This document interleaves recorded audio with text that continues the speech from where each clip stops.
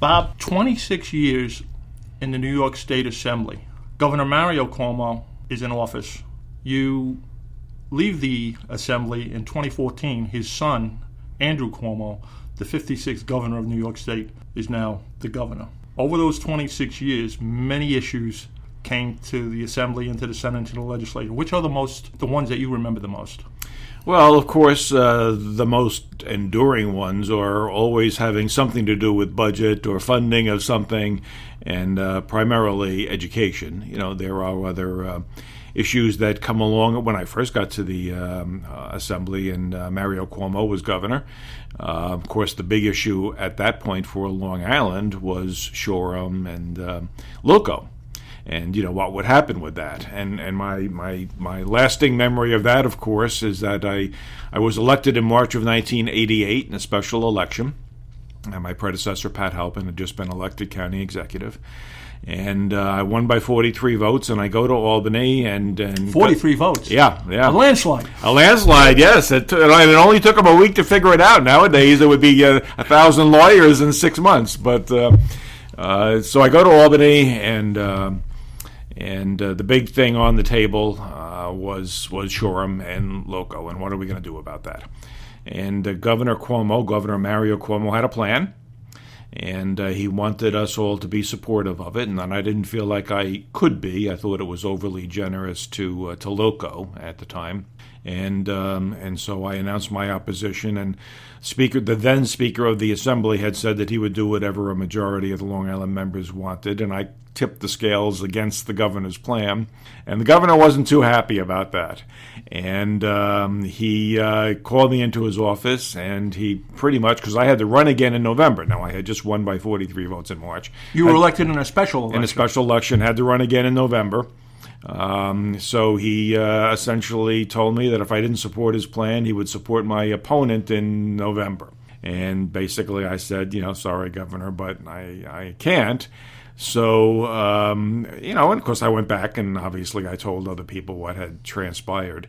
And a couple of days later he called me and he said, what was it I said to you? I said, well, you threatened the campaign. Well, I didn't really mean that. You misunderstood me. He calmed down, and, we always had, we had a very good working relationship. But After that. But of course, having just gotten to Albany, that was my big introduction to, life in state government and what it would be like. So let me get this straight. Freshman member of the Assembly. Right. Right off the bat, you go head-to-head with the governor of New York State. Yeah. Who was tremendously popular at the time and had supported my candidacy. I mean, it was one of those things where, I would have liked to have been supportive, but I just didn't feel like I could, and I didn't feel like that's what the overwhelming majority of my constituents wanted. There was a lot of concern about Loco and the Shoreham nuclear power plant, remember at the time, and the public was very much against it. And, well, even today, LIPA is still an issue. LIPA, I think whoever it is, whatever it is always going to be an issue, but the big thing with Loco at the time was not just Loco, it was Shoreham. And the cost, remember, the cost had escalated. It wasn't even done, and it was many billions of dollars. It was a disaster. It was. From beginning to end, it was a problem, and it wasn't over yet. And I certainly applauded him for having a plan, but it was a plan that I thought was overly generous to Loco. And that ratepayers, we were already getting whacked. As we still are, and I didn't think that we could afford to be so generous to Loco to close down a plant that they had really botched. Now, so that was my introduction to Albany, and as I indicated, every year went in with a bang. Yeah. Every year the budget is really the big thing. Education, and which includes libraries funding, is a big issue. Literacy funding, those are all things. And by the way, I want to certainly congratulate you and the libraries on Long Island. You do a very good job. You're very well organized, which is important. And you make your point, which is even more important. Probably the biggest, I don't want to say disappointment, but, I will say disappointment. Biggest disappointment to me all these years later is that there are still so many people who don't understand that they can have an impact and that they can have an effect on things.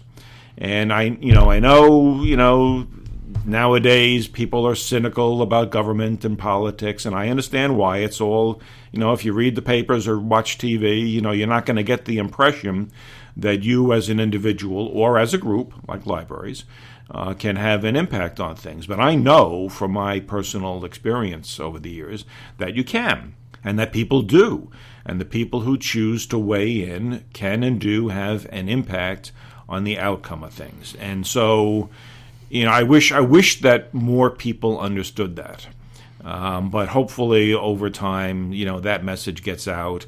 It's so easy nowadays. I mean, my gosh, between, with email and everything, all the other ways that you can communicate with your legislators, if there's something that you feel strongly about, I mean, what does it take? A couple of minutes tops to send an email or make a phone call? You guys, the libraries, you personally and the libraries generally, always made the trip to Albany. And that's a good thing. You would visit us locally in our offices. That's a good thing, too. Not everybody can do that.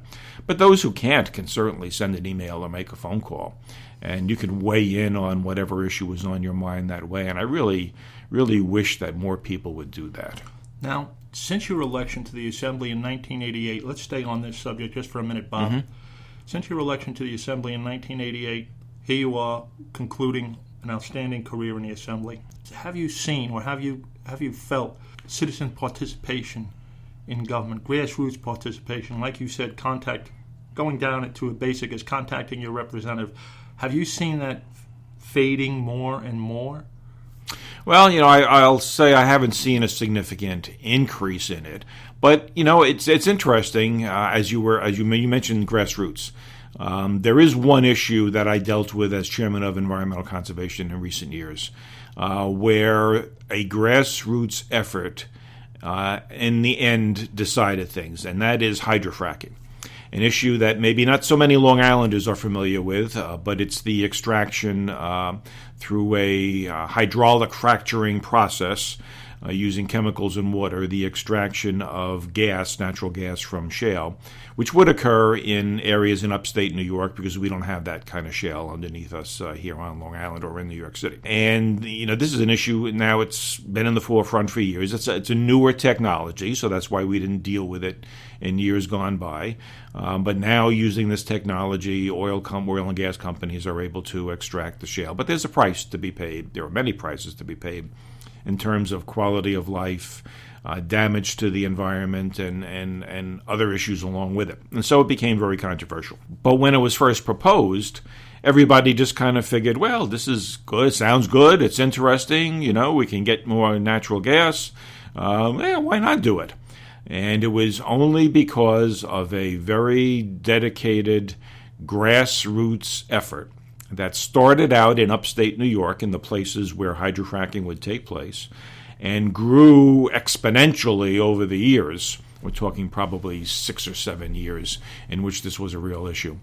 That recently, Governor Andrew Cuomo announced that he's not going to permit hydrofracking in New York State. Now, I assure you, I know that it was the intention of the administration originally. Of course, it wasn't him in the beginning.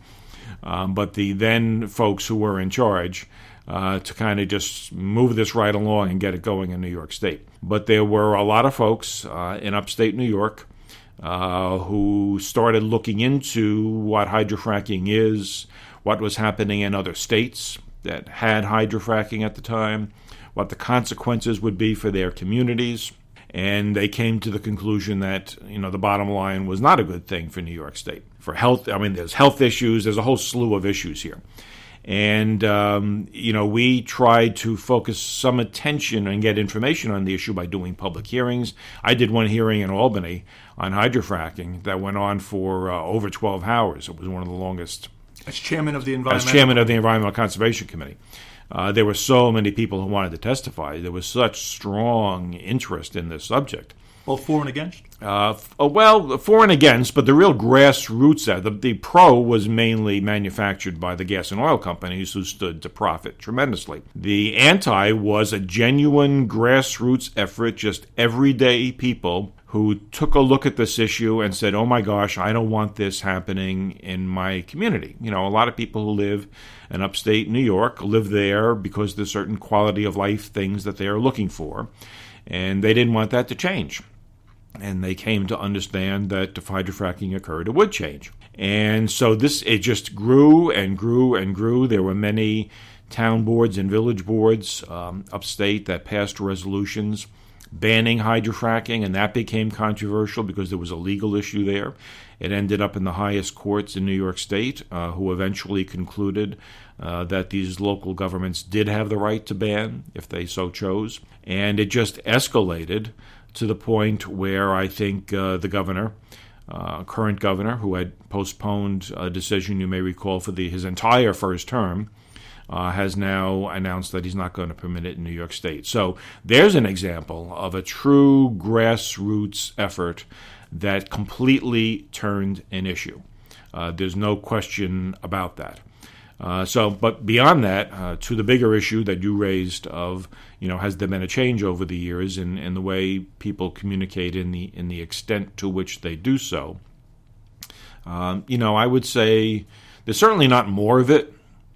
Maybe there's a little bit less, despite the ease with which people can send an email. But there certainly isn't more of it. So, that's why I say that I think folks don't always understand the impact that they can have on an issue. But every once in a while, something will come along, that really gets people excited one way or the other. Like hydrofracking, or, it could be a budget issue or something like that. And then, Common Core or whatever. And then people will choose to weigh in. And when they do, it has an impact. I mean, people in office really, really do listen. I mean, that's our job. And those who want to stay in that job certainly listen. And, when you're getting 1 or 2 letters on something, it's you can't believe that there's a strong sentiment out in the public. But when you get like one way or the other, when you get a lot of letters, emails, when people are buttonholing you at the Memorial Day parade or whatever, then you know that this is something that's on people's minds, and it's important, and you have to listen, and that's why people should do more of that. You were a member of the Assembly Education Committee for many years. Yes, and education has been a huge issue, especially around budget time. However, in the past couple of years, it's not only been the amount of money that goes to school districts. Now we have an issue about New York State and its role in determining what the curriculum will be and how teachers are encouraging districts to come up with certain evaluation plans, Common Core. Is this the biggest issue you've seen in education over your 26 years?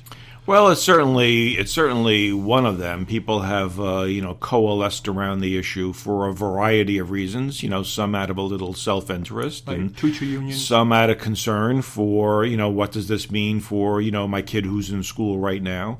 And there are people who feel strongly both ways, including teachers, administrators. Most of the administrators that I've spoken to in school districts strongly support a change in standards, and a lot of teachers do too. Some of the other related questions are not just the standards, but it's testing, accountability. I mean, there's a whole lot of things that factor into this. I think that there are very few people you would find, including me, who would suggest that the current standards are okay and we're doing just fine and we shouldn't change them. Clearly, we're not doing just fine. There hasn't been a major change in standards in this state or in this country for a long time. We are falling farther behind other countries in the world every single year. We've dropped from number 1 to, I think, out of the top 10 in terms of our educational capabilities in this nation. So clearly we need a change. And clearly what Common Core is intended to do in the bottom line is to get students to think a little bit more for themselves, a little more independently, less memorization, more creative thinking, problem solving, and that's a good thing. And I'm supportive of Common Core. I agree that it was the education department just did a terrible job in rolling it out. I mean, it couldn't have been much worse than it was. And they never really addressed all the issues that surround testing. Although it's interesting to note the Common Core itself requires less testing than there was previously. What some folks don't realize is that some of the additional tests that are occurring now are not a requirement of Common Core, but they're being done by the local school districts as a way of self-gauging how their students are doing. But that message doesn't always get out. People associate it with Common Core or think that Common Core requests multiple tests during the course of a year. Yeah. And that's not necessarily the case. And it varies from district to district. Not every district does that, but some of them do. Common Core gets blamed and inappropriately. So we need to take a deep breath here. I think that is appropriate. Sort things out. And then move forward, I believe, with Common Core. To say get rid of Common Core and go to some, if we get rid of Common Core, we're not going to change. I mean, we'll be with the existing standards, which are obsolete and ineffective for the foreseeable future. And that is such a terrible disservice to the students who are in school now, who are going to go out into a world where they're going to have to compete, and they are competing with the rest of the world now more than ever before, and that will be even more true in the future. And they're going to have to be ready for it. And, so to not give them all that we can give them in terms of the resources would be a bad thing. And so the notion of just drop Common Core and we'll figure something else out down the road doesn't work. Let's stick with Common Core. And as most other states are doing, in the country, and figure out the right way to roll it out so that, there are, I shouldn't say the right way to roll it out, it's rolled out already. I mean, students are already being taught under these standards. To say let's get rid of it means drop everything that the schools have been doing for the last couple of years and go back to something else, which just simply doesn't work. So let's take a deep breath, figure it out, and make sure that we are doing the best that we can do for our students. 26 years in the Assembly, champion of the environment, critical input on education policy or education matters that came up in the Assembly. You personally, what are you most satisfied about in terms of your direct role in the Assembly? A piece of legislation, committee work. What are you going to look back on and say, boy, I'm happy about that? Yeah, it's a little difficult to single any one thing out. But try. People thank you. People will sometimes ask, well, what's your, the best bill that you ever had or anything like that. And that, that's a tough one. If I was going to take a broad issue, then maybe it would be environmental conservation, in part because I chaired the committee for the last 7 years, and because it's very important to Long Island. We have very significant water quality issues here on Long Island. We had a striped bass issue for a long time. We have fishing, both recreationally and commercially, is a huge issue here. Not just for the recreational aspect of it, but it's big for our economy. There's many aspects to all of these things. Clamming industry is pretty much gone. Clamming, and that has a lot to do with water quality too. Long Island is a bit unique in this state in that all of our water comes from beneath our feet. Most other parts of the state get their water from lakes or streams or whatever, and we don't. It comes up from underneath, and what is there is what we depend on. If something happens to that, there's no plan B. There's no place else where we can get our water from. And not only that, you mentioned the clamming industry and fishing. All of our groundwater that comes up ends up in our lakes and streams and then runs up and runs out into the bay. And it very much affects the water quality of our bays. And we have seen that. There is excessive nitrogen, among other things, in our groundwater that comes up, runs out, ends up in the bays, and that has an effect, that has absolutely had an effect on clamming, on finfish and others. People wonder whatever happened, why do we have so many fewer flounder? Why are there so many fewer clams? Or, you fill in the blank, whatever it is. And a lot of it has to do with poor groundwater quality that ends up in the bays and then has an impact. And it's mostly nitrogen, and that mostly comes from a lack of sewers. We have mostly septic systems in Suffolk County, despite the fact that a lot of the town of Babylon, including Lindenhurst, has sewers. Most of the county does not. And that all has an impact. And so water quality is an ongoing issue and is something that needs to be addressed. We had some legislation this past year. It's an ongoing issue. It's an ongoing issue. We did have legislation that was comprehensive that passed the Assembly this year. It didn't pass the Senate. But I know there is an ongoing effort to come up with a bill that can pass both houses. And that's important.